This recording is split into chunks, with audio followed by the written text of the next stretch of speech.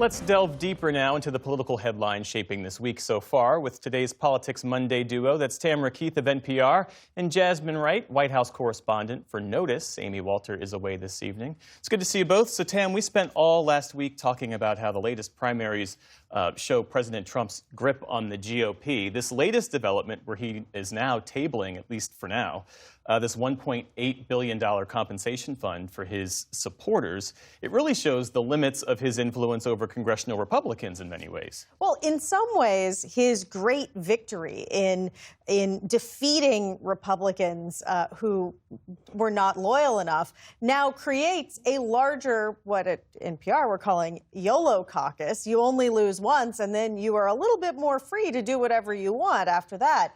But it's not just them. There's a large number of Republicans. Ted Cruz on his podcast said something like 20 Republicans in a closed-door meeting with Todd Blanche were pushing back really hard on this so-called anti-weaponization fund. And the bigger issue is that there are very few Republicans, very few, who want to go out into swing districts and campaign on this or have to answer for it. And so there is a very big political problem for this fund, which is why you see this quiet backing away, though it's not clear, until the Truth Social post is out and until the president says it with his own mouth, it's not clear really whether they're doing anything more than following what a judge says they need to do for the next 2 weeks. What's your latest reporting on this? Yeah, backing away for how long, I think, is kind of the question that not just we at News Hour are asking, but folks on the Hill are starting to ask. We know, according to my colleagues at NOTUS, that the president met with Speaker Mike Johnson today at the White House, and an issue like this was raised. Obviously, you know, I think for a long time, Republicans, particularly John Thune, has been saying that they don't have the votes for this. Mike Johnson expressed that this was in trouble and kind of tried to convince Trump, according to a source told NOTUS, to back away from it, and that factored into this decision, which led to that tweet by the Justice Department. We'll see how long that lasts. But, you know, this is something that the president wanted. This is something that other officials within the administration talked about. But it's not something that necessarily resonates with the base. They don't, you know, they are supportive of January 6 folks who believe in the MAGA effort. But do they really need to see folks getting paid? One source told me probably not. And so it's going to a question of it is where it's going to go still remains. But I think a larger question is, how does this represent the people that President Trump is supposed to be representing going into the midterm elections? And I think folks have questions on that part, too. Well, the president spent part of the weekend, Saturday, posting on Truth Social more than 60 times over a 6-hour stretch, Tam.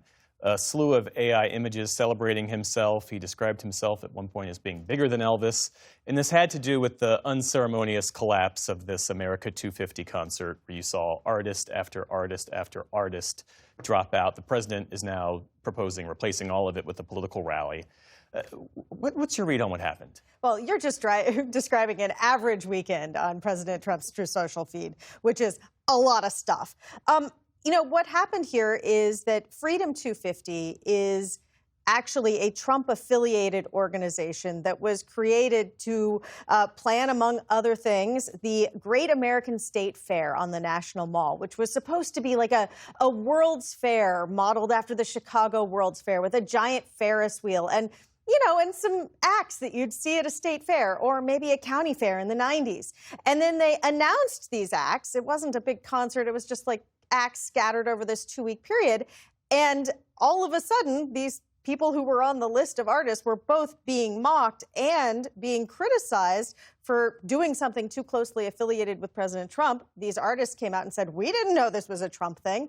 And it completely imploded. I think the bigger issue here is that in this current era of American politics, with a president who's putting his face on money or wants to, his name on buildings, there is not seemingly a safe space where you can just have, you know, the president be the president for all Americans and, you know, a patriotic moment for the 250th birthday of America. Instead, it all comes back to politics and this division that it seems no one really likes, and yet everyone continues to feed. Well, on that point, I mean, the 250th birthday was supposed to be a bipartisan celebration of this country and all that it has stood for.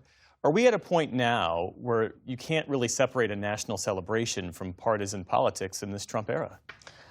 I think that people would hope not, but I mean, after the imploding of this Freedom 250 State Fair, the question is perhaps. Obviously, the president has said that he wants it to be the greatest birthday celebration for the country ever, and that is why Freedom 250 was commissioned by that executive order. And so you're seeing the president do so much across the city of D.C., using about $100 million of taxpayer money to beautify D.C. ahead of it. And so I don't think you're going to see the president step back from trying to make sure this is the greatest American birthday, regardless of if people feel that it is becoming politicized with his involvement. Jasmine Wright, Tamara Keith, thank you both. You're welcome.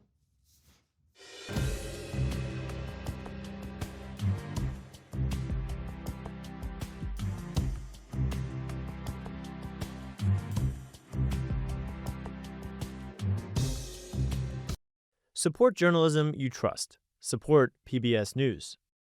Donate now, or even better, start a monthly contribution today.